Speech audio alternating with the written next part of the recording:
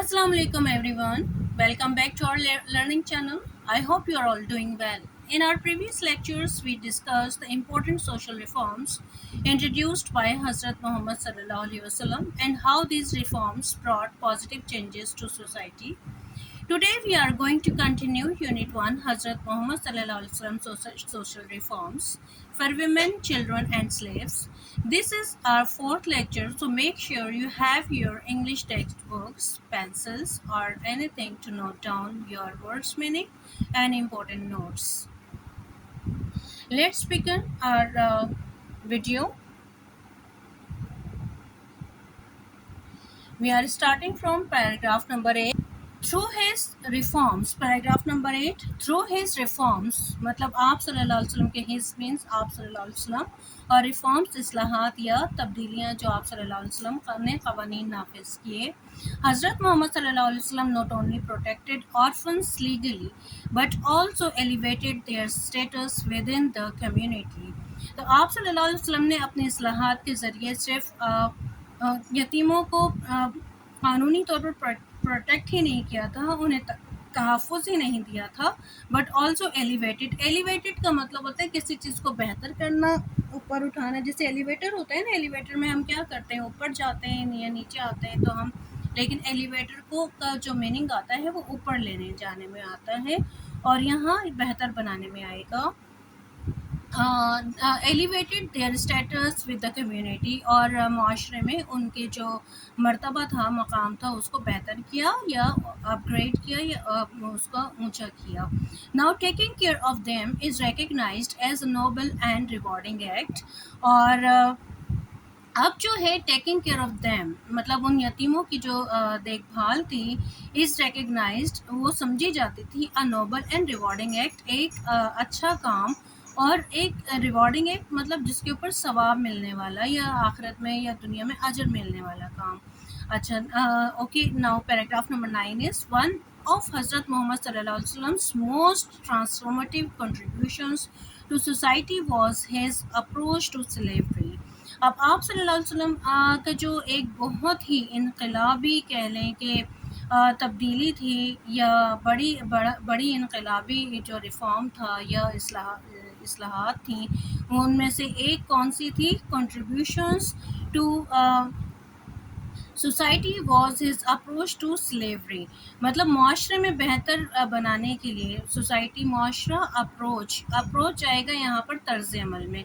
मतलब आप to slavery मतलब माशरे में सबसे बड़ी जो इनकलाबी तब्दीली आप सल्लल्लाहु अलैहि वसल्लम ने की वो थी ग़ुलामों के साथ तर्ज अमल.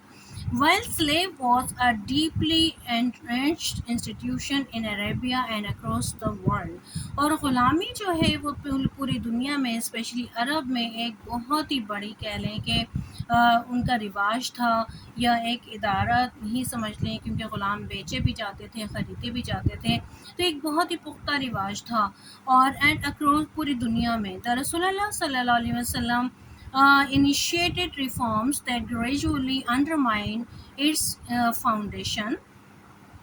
आप सल्लल्लाहु अलैहि वसल्लम ने इनिशिएटेड शुरू किए रिफॉर्म्स, ऐसे इस्लाहात ऐसे क़वानीन that gradually undermined it's foundation, जिसने आहिस्ता आहिस्ता इसको बुनियादी तौर पर ही ख़त्म कर दिया. Number 10, rather than an abrupt abolition which could have caused severe economic and social upheaval, Islam introduced measures that promoted emancipation. अब बजाय इसके कि मतलब इसको अचानक ही ख़त्म किया जाता, जिसकी वजह से बहुत सीवियर इकनॉमिक, बहुत ही सख्त मुआशी और जो इकनॉमी थी उसमें बहरान पैदा हो जाता. अपहीवल का मतलब होता है बहरान या ख़राबी. इस्लाम इंट्रोड्यूस मेजर्स, इस्लाम ने ऐसे इक़दामात पेश किए दैट प्रोमोटेड इमेंसिपेशन, जिसने आज़ादी को फ़रोग़ दिया. प्रोमोट का मतलब होता है फ़रोग़ देना, और प्रोमोटेड क्योंकि सेकंड फॉर्म आ गई है तो फ़रोग़ मिला हो जाएगा या फ़रोग़ दिया हो जाएगा. इमेंसिपेशन आज़ादी, ह्यूमन डिग्निटी, इंसानी वक़ार और इक्वालिटी. मतलब इस्लाम ने आहिस्ता आहिस्ता ऐसी तब्दीलियाँ लेके आए جس سے کیا چیز بہتر ہوئی، ایسے اقدامات لے کے آئے جس سے آزادی کو فروغ ملا، انسانی وقار کو فروغ ملا اور برابری کو، انصاف کو. ٹھیک ہے. اب پیراگراف نمبر 10 کا جو پارٹ اے ہے، انکریجمنٹ آف فرینگ سلیوس، مطلب انکریجمنٹ، حوصلہ افزائی آف فرینگ، آزاد کرنا سلیوس، غلاموں کو. تو فرینگ سلیوس was a highly virtuous act and expiation for various sins. اور جو غلاموں کو آزاد کرنے والا عمل تھا وہ صرف جو ہے صرف ایک ثواب ہی نہیں تھا، بلکہ یہ کہا جاتا تھا ایک صرف یہ کہ فضیلت والا عمل نہیں تھا، بلکہ یہ گناہوں سے کفارہ بھی سمجھا جاتا تھا. The Quran explains it is the freeing of a bondsman is a slave or a captive, or feeding on a day of privation or an orphan, near of kin اور poor which is misery. مطلب یہ کہ قرآن میں یہ کہا جاتا ہے کہ it is freeing of bondsmen.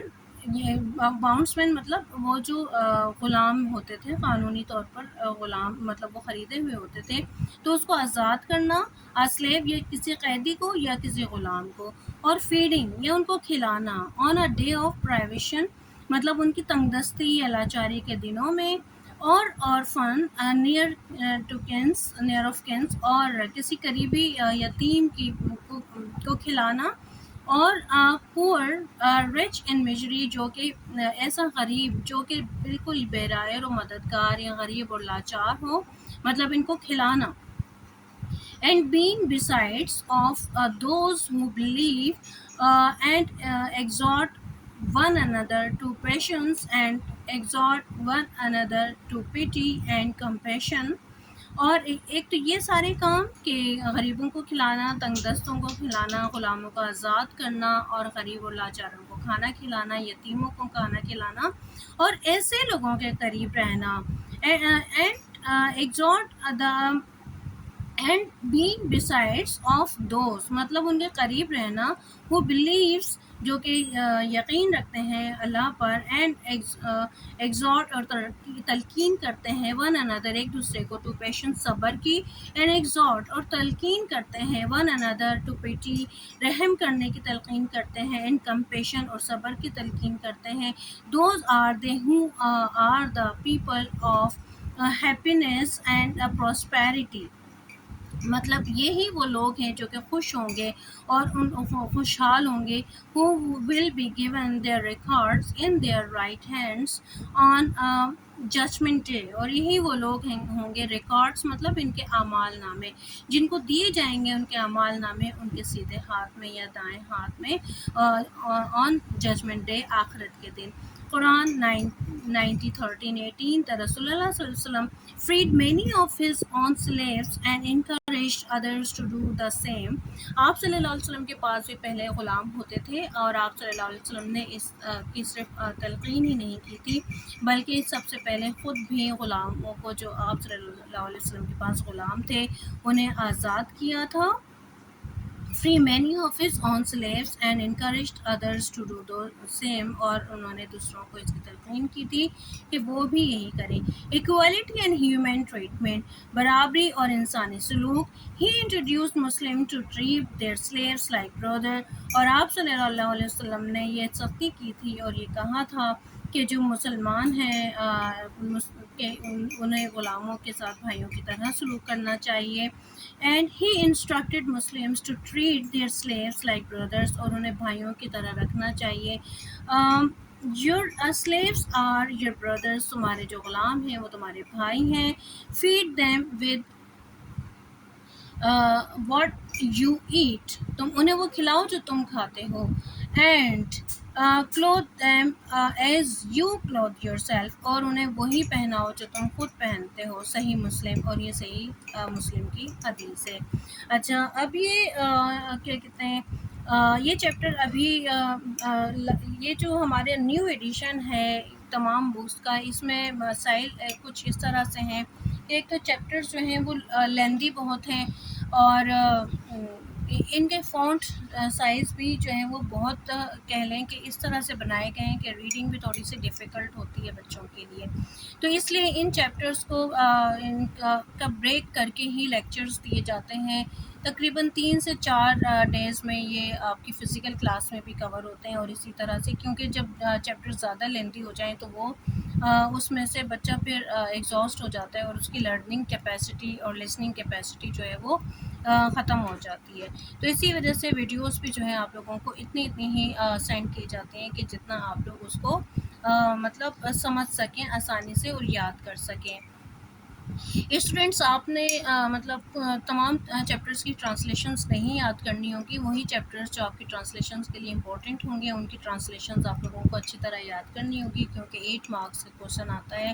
اور ابھی تو آپ کی خوش نصیبی یہ ہے, it's your good luck that in according to new pattern you people will be having 2 paragraphs for the translation and there will be a choice کہ آپ نے کون سا پیراگراف کرنا ہے. ان دا پریویس سلیبس مطلب according to the previous edition آپ کے پیپر میں ایک ہی پیراگراف آتا تھا 10th کی بک میں اور وہی آپ نے ٹرانسلیشن کرنی ہوتی تھی. تو یہ آپ لوگوں کی گڈ لک ہے کہ now you will be having 2 paragraphs for the translation and you will have the choice of one. Okay, and students take care of yourself اور اپنا خیال ایسے رکھیے کہ جیسے وہ مٹھائی کی دکان پر بیٹھا ہوا حلوائی اپنی مٹھائی کا خیال رکھتا ہے کہ اس کے اوپر کوئی گرد و غبار یا کوئی کہہ لیں کہ مکھیاں نہ آ جائیں. تو اسی طرح سے آپ اپنی ذات کا خیال رکھیے کہ معاشرے کی جو گرد و غبار ہے اور جو برائیاں ہیں وہ آپ کے اوپر نہ آ سکیں اور آپ اپنی ذات کا, اپنے کردار کا اور اپنے اخلاق کا بہت اچھے سے خیال رکھ سکیں کیونکہ آپ بہت اہم ہیں. You are precious. Take care of your self. If you like the videos don't forget to subscribe, like and share with your friends. Thank you so much. Have a nice day. Allah Hafiz.